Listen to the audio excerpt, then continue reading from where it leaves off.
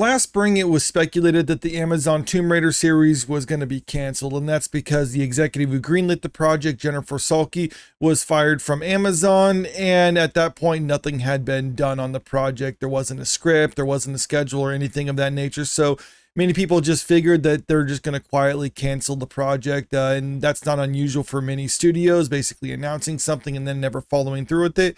But apparently that's not the case, because we just got word that not only is the project moving forward, but we have a date for the time that they're going to start production.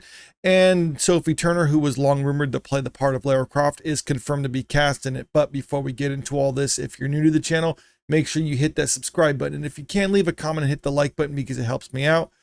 Sophie Turner cast as Lara Croft in Amazon's long-delayed Phoebe Waller-Bridge Tomb Raider series. This is coming from That Park Plays. Sophie Turner has officially been cast as Lara Croft in Amazon's Tomb Raider live-action series by Phoebe Waller-Bridge. For months, it seemed Amazon's big bet on a live-action Tomb Raider series was over before it began. Reports earlier this year suggested Phoebe Waller-Bridge's expensive adaptation was dead in the water, yet today, the streamer surprised the industry with the announcement that Sophie Turner has officially been cast as Lara Croft, breathing life back into the project many had written off. I was surprised when I saw this news first come across my feed.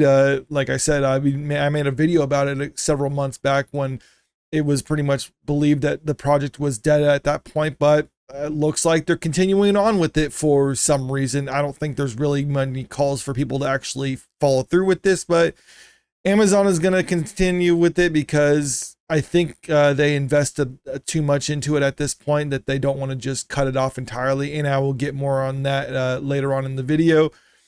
Back in April, insiders were whispering that Amazon had quietly shelved the Tomb Raider show. No completed script, no production schedule, and mounting skepticism made it appear the project was finished. That reporting, which we covered at the time, looked like the end of the line for Amazon's expensive push into gaming IP.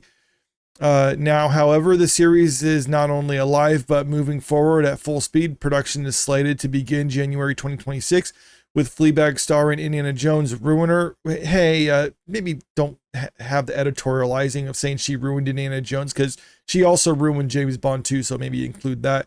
Phoebe Waller-Bridge writing, executive producing, and sharing showrunner duties alongside Chad Hodge, Jonathan Van Toleken, I think that's how it's pronounced, is attached as director and executive producer.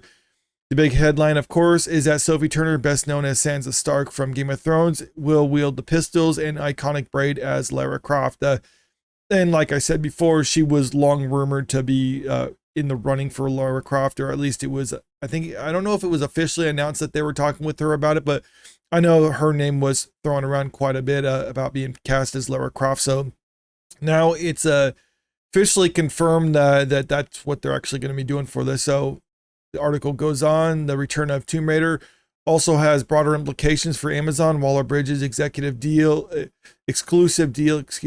with the studio was reported to be worth somewhere around $60 to $100 million, signed in 2019 under then studio head Jennifer Salke. For years, the deal has been criticized as a costly misfire. Waller-Bridge's breakout hit Fleabag was not part of this agreement. That show was originally produced for the BBC, with Amazon merely handling international distribution. The lucrative Amazon contract came after Fleabag's success and was supposed to deliver new originals for Prime Video. Yet until this Tomb Raider revival, the deal had yielded absolutely nothing.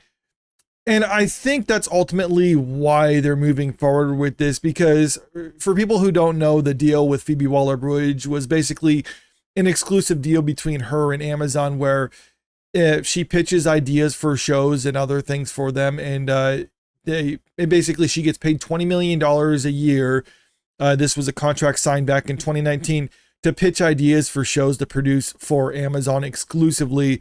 Well, after a few years, nothing had worked, or at least a lot of the pitches that she came up with, they never picked up on, or she didn't really produce anything of value, but still she's getting paid $20 million a year.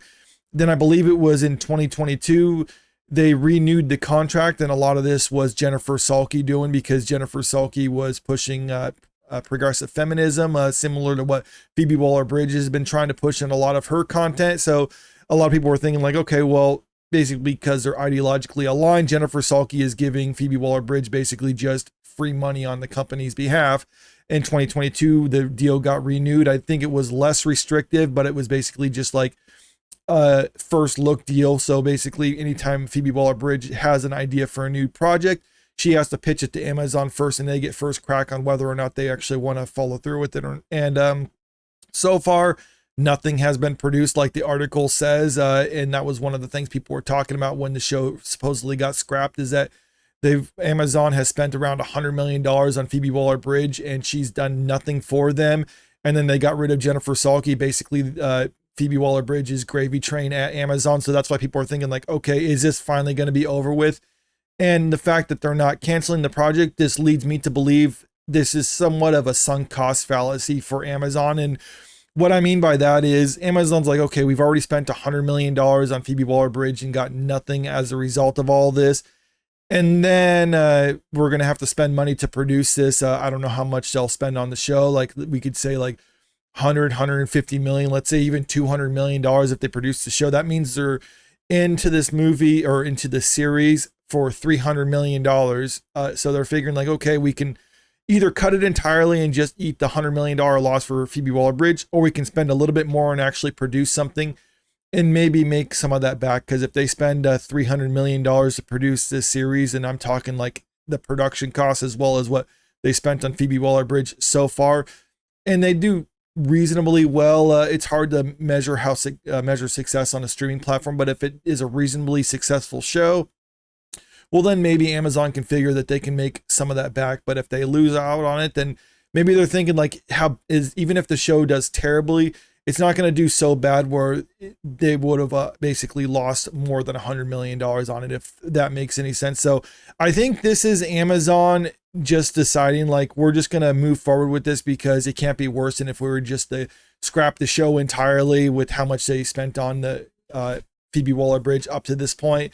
So that's why I'm thinking that they're moving forward with this. As far as Sophie Turner in the role, I don't think she's a good fit. She doesn't really, at least she's not done a whole lot since Game of Thrones. I mean, I'm not going to say she hasn't done anything. She's done the X-Men movies, but other than that, she's really not very prominent in this. And I don't think she necessarily has the charisma or even look for Lara Croft. And I'm not the first person to say that. There's been a lot of people talking about that, so I'm not going to really dive into that aspect of it, but I just don't see this show working out too well for Amazon. But like I said, I think if they produce the show, if they keep the budget reasonable, like if they keep it around $100 million budget, then maybe they could salvage some of this. But if they go crazy with it, it'd probably be a little bit harder for them to break even, or even not break even, but just mitigate their losses, so to speak. But let me know what you think about this in the comment section below. Do you agree with me as to why Amazon's moving forward with this?